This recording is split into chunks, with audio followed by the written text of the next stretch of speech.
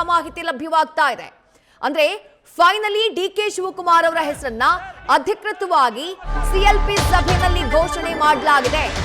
ನೂತನ ಶಾಸಕಾಂಗ ಪಕ್ಷದ ನಾಯಕನಾಗಿ ಡಿಕೆ ಶಿವಕುಮಾರ್ ಅವರ ಆಯ್ಕೆಯಾಗಿದೆ.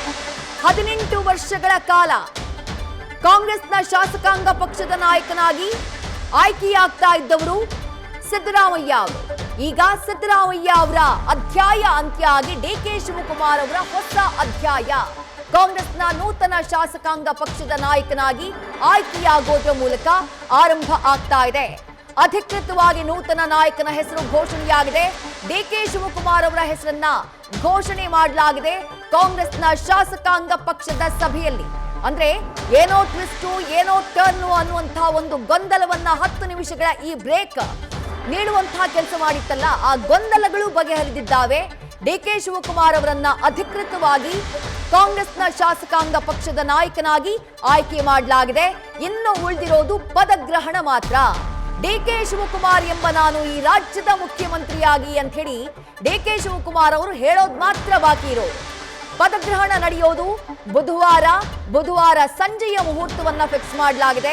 ಮೊದಲಿಗೆ ವಿಧಾನಸೌಧದ ಗ್ರ್ಯಾಂಡ್ ಮೆಟ್ಟಿಲುಗಳ ಮೇಲೆ ಪ್ರಮಾಣ ವಚನ ಅಂತ ಹೇಳಲಾಗ್ತಾ ಇತ್ತು. ಆದ್ರೆ ಅದಾದ ನಂತರದಲ್ಲಿ ಲೋಕಭವನದ ಗಾಜಿನ ಮನೆಯಲ್ಲಿ ಸರಳವಾಗಿ ಪ್ರಮಾಣ ವಚನ ಸ್ವೀಕಾರ ಸಮಾರಂಭ ನಡೆಯುತ್ತೆ ಅನ್ನುವಂತಹ ಮಾಹಿತಿ ಲಭ್ಯವಾಗ್ತಾ ಇದೆ. ಡಿಕೆ ಶಿವಕುಮಾರ್ ಅವರ ಹೆಸರನ್ನ ಘೋಷಣೆ ಮಾಡಲಾಗುತ್ತೆ. ಅದನ್ನ ಅನುಮೋದಿಸುವಂತಹ ಕೆಲಸವನ್ನ ಡಾಕ್ಟರ್ ಜಿ ಪರಮೇಶ್ವರ್ ಅವರು ಮಾಡಿದ್ದಾರೆ ಅನ್ನುವಂತಹ ಮಾಹಿತಿ ಲಭ್ಯವಾಗ್ತಾ ಇದೆ. ಅಲ್ಲಿಗೆ ಯಾವುದೇ ಟ್ವಿಸ್ಟ್ ಇಲ್ಲ, ಯಾವುದೇ ಟರ್ನ್ ಇಲ್ಲ, ಯಾವುದೇ ಗೊಂದಲ ಇಲ್ಲ, ಎಲ್ಲವೂ ಕ್ಲಿಯರ್. ಕಾಂಗ್ರೆಸ್ನ ನೂತನ ಶಾಸಕಾಂಗ ಪಕ್ಷದ ನಾಯಕ ಡಿಕೆ ಶಿವಕುಮಾರ್, ಈ ರಾಜ್ಯದ ಮುಂದಿನ ಮುಖ್ಯಮಂತ್ರಿ ಡಿಕೆ ಶಿವಕುಮಾರ್.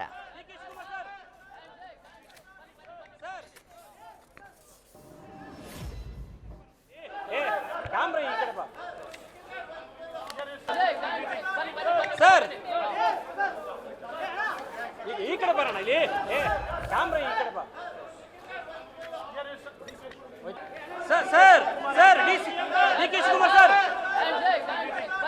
ಸರ್ 2023ರಲ್ಲಿ ವಿಧಾನಸಭಾ ಚುನಾವಣೆಯಲ್ಲಿ ಕಾಂಗ್ರೆಸ್ ಪಕ್ಷ ಭರ್ಜರಿ ಬಹುಮತವನ್ನ ಗೆದ್ದಂತಹ ಟೈಮ್ನಲ್ಲಿ ಕೆಪಿಸಿಸಿ ಸಾರಥಿಯಾಗಿ ಪಕ್ಷವನ್ನ ಮುನ್ನಡೆಸಿದ್ದವರು ಡಿಕೆ ಶಿವಕುಮಾರ್ ಅವರು.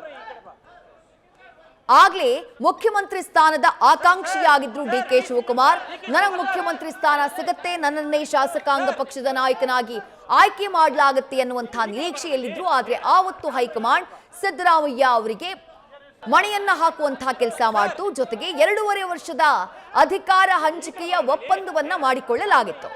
2.5 ವರ್ಷಕ್ಕೆ ಅಧಿಕಾರ ಹಂಚಿಕೆ ಆಗ್ಲಿಲ್ಲ. ಆದ್ರೆ 3 ವರ್ಷ ಆಗ್ತಾ ಇದ್ದ ಹಾಗೆ ಬಹಳ ಸ್ಮೂತ್ ಆಗಿ 3 ವರ್ಷ ಕಂಪ್ಲೀಟ್ ಮಾಡಿ ಒಂದು 5 ದಿನ ಆಗಿದೆಯಷ್ಟೇ. ಮೇ 20ನೇ ತಾರೀಕು 3 ವರ್ಷ ಕಂಪ್ಲೀಟ್ ಮಾಡಿದ್ದು ಸಿದ್ದರಾಮಯ್ಯ ಅವರು ತಮ್ಮ 2ನೇ ಅವಧಿಯಲ್ಲಿ ಮುಖ್ಯಮಂತ್ರಿಯಾಗಿ. 25ನೇ ತಾರೀಕು ದೆಹಲಿಯಿಂದ ಕಾಲ್ ಬರುತ್ತೆ. 26ನೇ ತಾರೀಕು ದೆಹಲಿಗೆ ಹೋಗ್ತಾರೆ. 26ನೇ ತಾರೀಕು ಸಂಜೆ ಆಗ್ತಾ ಇದ್ದ ಹಾಗೆ ಸಿಎಂ ಪೋಸ್ಟ್ ನಿಂದ ಕೆಳಕ್ಕಿಳಿಯುವಂತೆ ಅವರಿಗೆ ಸೂಚನೆಯನ್ನ ಕೊಡಲಾಗುತ್ತೆ. 28ನೇ ತಾರೀಕು ಅವರು ಬಂದು ರಾಜೀನಾಮೆಯನ್ನ ಸಲ್ಲಿಕೆ ಮಾಡ್ತಾರೆ. ನೋಡಿ, ಇವತ್ತು ನೂತನ ಶಾಸಕಾಂಗ ಪಕ್ಷದ ನಾಯಕನ ಆಯ್ಕೆಯಾಗಿದೆ. 18 ವರ್ಷಗಳ ಕಾಲ ಶಾಸಕಾಂಗ ಪಕ್ಷದ ನಾಯಕನಾಗಿ ಕಾಂಗ್ರೆಸ್ನಲ್ಲಿ ಆಯ್ಕೆಯಾಗ್ತಾ ಇದ್ದವರು ಸಿದ್ದರಾಮಯ್ಯ ಅವರು. ಈಗ ಸಿದ್ದರಾಮಯ್ಯ ಅವರ ಬದಲಿಗೆ ಹೊಸ ನಾಯಕನ ಆಯ್ಕೆಯಾಗಿದೆ. ಶಾಸಕಾಂಗ ಪಕ್ಷದ ಸಭೆಯಲ್ಲಿ ಹೈಕಮಾಂಡ್ ನಾಯಕರು ಡಿಕೆ ಶಿವಕುಮಾರ್ ಅವರ ಹೆಸರನ್ನ ಸೂಚಿಸಿದ್ದಾರೆ. ಅದಕ್ಕೆ ಎಲ್ಲ ಶಾಸಕರು ಕೂಡ ಒಪ್ಪಿಗೆಯನ್ನ ಕೊಟ್ಟಿದ್ದಾರೆ, ತಮ್ಮ ಸಹಮತವನ್ನ ನೀಡಿದ್ದಾರೆ. ಇನ್ನು ಡಿಕೆ ಶಿವಕುಮಾರ್ ಅವರು ಪ್ರಮಾಣ ವಚನವನ್ನ ಸ್ವೀಕಾರ ಮಾಡುವುದಷ್ಟೇ ಬಾಕಿ. ಈಗ ಈ ಸಭೆಯ ಮುಕ್ತಾಯದ ನಂತರದಲ್ಲಿ ನೇರವಾಗಿ ರಾಜಭವನಕ್ಕೆ ಅಂದ್ರೆ ಲೋಕಭವನಕ್ಕೆ ತೆರಳಲಿದ್ದಾರೆ ಡಿಕೆ ಶಿವಕುಮಾರ್. ಸಿಎಲ್ಪಿ ನಾಯಕನಾಗಿ ಡಿಕೆ ಶಿವಕುಮಾರ್ ಅವರ ಹೆಸರು ಘೋಷಣೆಯಾದ ಬಳಿಕ ಸಭೆಯಲ್ಲಿ ಮಾತನಾಡ್ತಿದ್ದಾರೆ ಡಿಕೆ ಶಿವಕುಮಾರ್ ಅವರು. ಅಂದ್ರೆ ತಮ್ಮನ್ನ ಸಿಎಲ್ಪಿ ನಾಯಕನಾಗಿ ಆಯ್ಕೆ ಮಾಡಿದ್ದಕ್ಕೆ ಧನ್ಯವಾದವನ್ನ ತಿಳಿಸೋದು, ಜೊತೆಗೆ ಸಿದ್ದರಾಮಯ್ಯ ಅವರಿಗೆ ಧನ್ಯವಾದವನ್ನ ಹೇಳೋದು, ಹೈಕಮಾಂಡ್ ನಾಯಕರಿಗೆ ಧನ್ಯವಾದವನ್ನ ಹೇಳೋದು, ಹಾಗೆ ಮುಂದಿನ 2 ವರ್ಷಗಳ ಕಾಲ ಮುಖ್ಯಮಂತ್ರಿಯಾಗಿ ಆಡಳಿತವನ್ನ ನಡೆಸೋದಕ್ಕೆ ಎಲ್ಲರ ಸಹಕಾರವನ್ನ ಕೋರೋದು.